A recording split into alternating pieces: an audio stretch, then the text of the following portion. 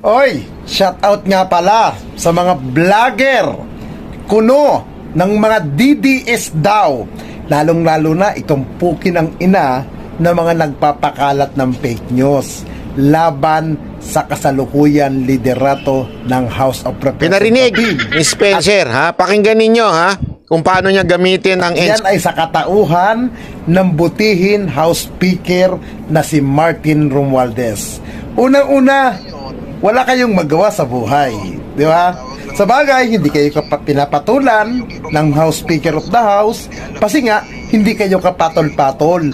Pero, ang nakakatawa sa inyong pagpapakalat ng mga pikundes, mga fake news, putang ina naman, gawin yung makatutuwa ninyo, ikakalat ninyo. Unang-una, hindi 3 kilo, hindi 1 kilo ang pinamimigay ni House Speaker Martin Romualdez na bigas. Ha?